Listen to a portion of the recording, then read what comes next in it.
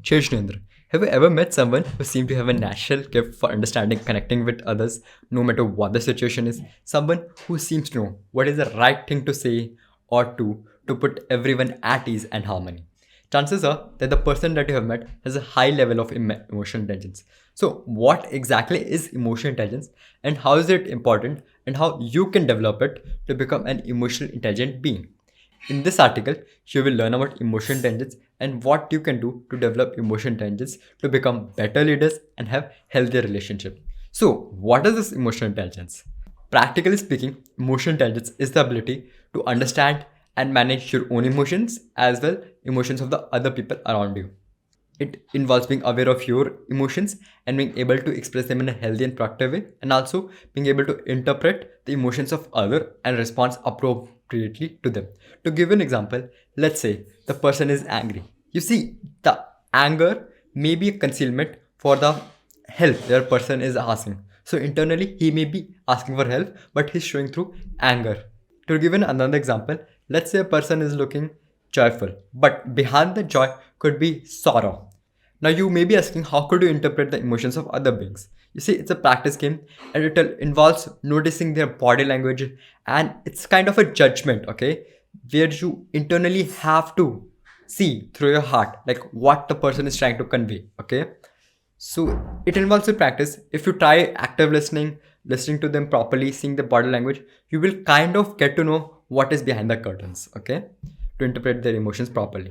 Now, let us see of some examples of emotional intelligence in practice. You see, a person who is emotional intelligence is able to read and understand the emotions of others, and he's able to know that when a friend is feeling down and offer them support and encouragement.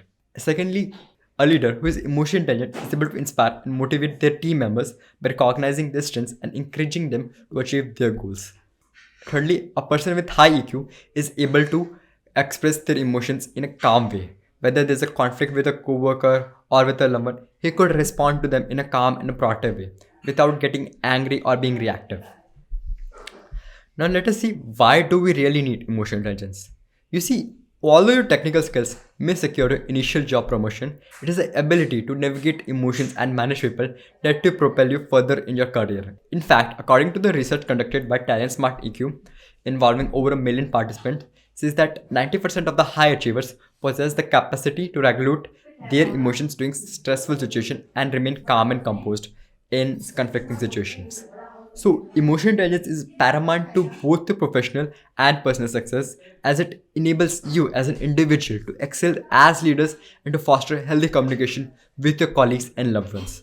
These benefits culminate in a heightened sense of life satisfaction. Now, let us see how you can develop your own emotional intelligence. Having gained an understanding of the importance of emotional intelligence in relationship building and leadership, it is important to note that the path to develop emotional intelligence is not as well defined as say learning programming.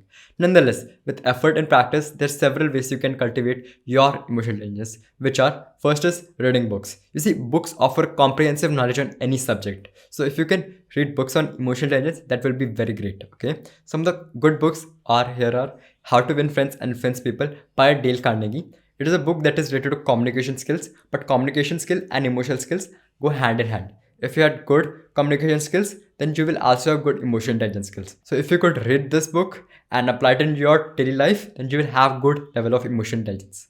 Now, Emotional Intelligence 2.2. This is a book by Travis Bradbury and is also a very recommended book to learn about emotional intelligence. The second point is practicing mindfulness.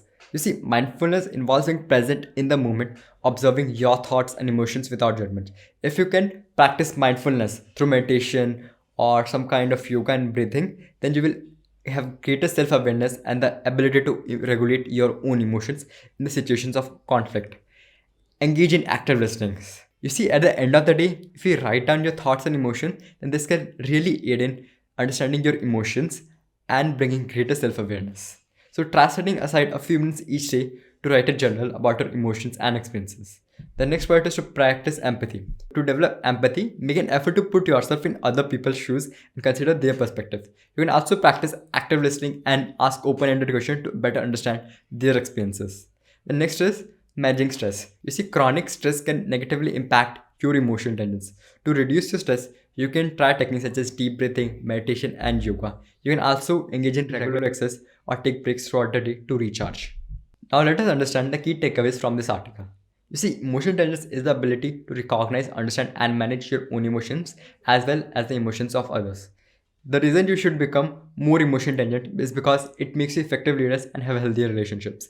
The ways to develop emotion intelligence are as follows. So the first is reading books on communication in emotional intelligence. The second is practicing mindfulness. The third is active listening. The fourth is journaling. The fifth is practice of empathy. And the sixth is stress management.